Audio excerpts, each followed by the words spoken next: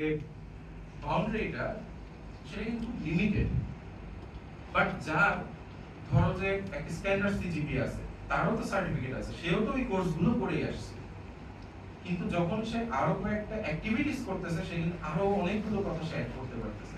যেমন যদি science lab করে কোনো একটা নির্দিষ্ট পদে যদি সে থাকে, একটা পোস্টে আছে, সে কিন্তু বলতে পারবে আমি ওই পজিশনে ছিলাম এবং সেই পজিশনে থেকে আমি এই ধরনের কিছু প্রোগ্রাম আমি অ্যারেঞ্জ করেছি এবং সেই প্রোগ্রামে আমি এই কমিটিতে ছিলাম, ঠিক আছে। বা ধরো আমি হচ্ছে খেলাধুলা করছি, সেপারেট খেলাধুলা, আমি বিশ্ববিদ্যালয় স্পোর্টসে ছিলাম, আমি ফুটবল খেলতাম এবং আমি ন্যাশনাল লেভেলে এই জায়গাগুলোতে খেলছি। এই যে দেখো একটা একটা করে কিন্তু তার ভ্যালু অ্যাড হচ্ছে, তাই না? সো প্রথম যে যার হচ্ছে সিজিপিএ 4/4 ছিল, তার মোটিভেশন লেটারের যে ওয়েট, আর যে সেকেন্ড যার হয়তো ধরে নাও 3.5, আর তার আদার অ্যাক্টিভিটিজ এর কারণে তার যে মোটিভেশন লেটারের ওয়েট ওর থেকে এর কিন্তু অনেক বেশি, অনেক বেশি।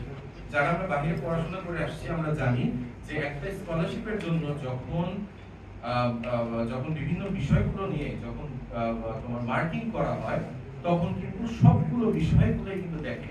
শুধুমাত্র সিজিপিএ আছে তার মানে এই না যে স্টুডেন্টটা ভালো, ঠিক আছে, তার মানে যে সে একেবারে সবকিছু উদ্ধার করে ফেলবে এরকম না, বরং আদার যে অ্যাক্টিভিটিস গুলো আছে এর দ্বারা বোঝা যায় যে ওই মানুষটা বা ওই স্টুডেন্টটা হচ্ছে কি একজন সোশ্যাল স্টুডেন্ট, মানে সে আদৌ বিভিন্ন অ্যাক্টিভিটিস এর সাথে যুক্ত, সে গ্রুপে কাজ করতে পারবে, সে মেন্টাল প্রেশার নিতে পারবে, সে হচ্ছে কি সে একটা গ্রুপ লিড দিতে পারবে, সে শুধুমাত্র ইন্ডিভিজুয়ালি না বরং অনেকজনের সাথে মিলে সে একটা টাস্ক আগায় নিতে পারবে, এই ক্যাপাবিলিটি তার মধ্যে আছে।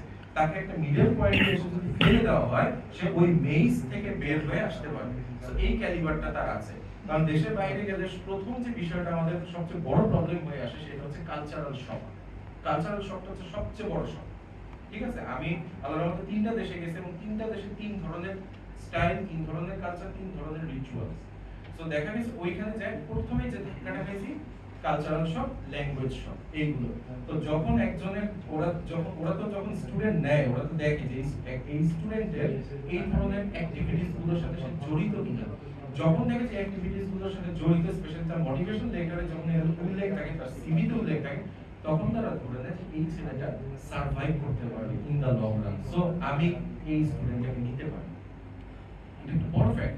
সো আমি বলবো যারা এখানে উপস্থিত আছো, তারা, আমি আশা করছি তারা অ্যাক্টিভলি পার্টিসিপেট করতেছো আছো, বা যদি কেউ নাও করে থাকো আমি আশা করব তোমরা ইন ফিউচারে এই যে কোনো ক্লাব, শুধু আমি সায়েন্স ক্লাবের কথাই বলবো না, যে কোনো ধরনের কনস্ট্রাকটিভ যে ক্লাবগুলো আছে, ল্যাঙ্গুয়েজ ক্লাব বা হচ্ছে আর যে ক্লাবগুলোর কথা বললাম, স্পেশালি আমি জিএসটি সায়েন্স ক্লাবের কথা বলবো, এগুলোতে যুক্ত থাকলে তোমাদেরই in the long run positive impact যুক্ত হবে, ঠিক আছে।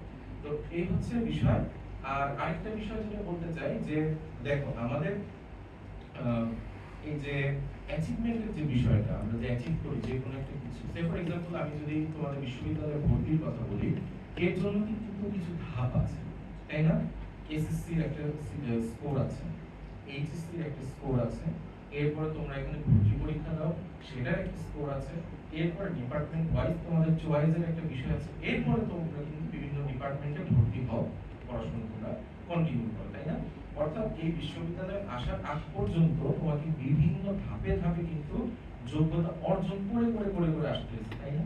ঠিক এরকম যখন তুমি ইন ফিউচারে অন্য কোনো একটা হায়ার স্টাডিজের জন্য কোনো একটা অপরচুনিটি গ্র্যাব করতে চাবা, তখনও কিন্তু সেই ক্ষেত্রে অনেকগুলো হচ্ছে ধাপ এরকম তোমাকে পার পেতে হবে, অনেকগুলো অ্যাচিভমেন্ট তোমাকে নিয়ে নিয়ে যোগ করে, মানে 1 2 3 4 করে করে যোগ করে যখন 100 হবে, তখন কিন্তু তুমি সেই হায়ার স্টাডিজের জন্য দৌড় দিতে পারবে বা হায়ার স্টাডিজটা অ্যাচিভ করতে পারবে। সো আমি যেটা মনে করি জিএসটি সায়েন্সটা হতে পারে তোমার সেই অ্যাচিভমেন্টের জন্য একটা বড় মার্ক, একটা মাইল ফলো করতে পারে।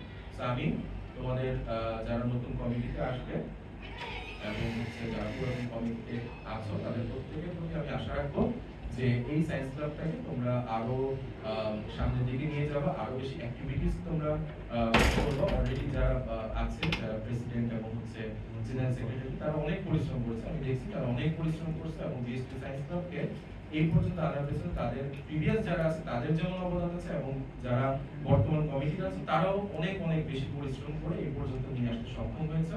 এবং যারা নতুন কমিটি আজকে যেহেতু ঘোষণা হবে, নতুন কমিটিতে যারা থাকবে তারাও আমি আশা করবো আরো বেশি ফ্রুটফুলি, যারা প্রিভিয়াস করে গেছে তাদের চেয়েও আরো ফ্রুটফুলি কাজগুলো করে এই ক্লাবটাকে আরো বেশি ফ্লোরিশ করা যায় কিনা, এর এসেন্সটাকে আরো বেশি ছড়ায় দেওয়া যায় কিনা, শুধুমাত্র গোপালগঞ্জে না বরং আমরা টার্গেট করতে পারি আগে এই দক্ষিণবঙ্গের জায়গাটাকে, এই পুরো এরিয়াটাকে কভার করে দেন আমরা পুরো দেশের মধ্যে আমাদের এই সায়েন্স ক্লাবের অ্যাক্টিভিটিস গুলোকে ছড়াই দিতে পারি কিনা, সেইভাবে আমরা যদি কাজ করতে পারি আমি আশা করি যে এই ক্লাবের যে ফিউচার আরো অনেক বেশি গ্লোরিয়াস হবে।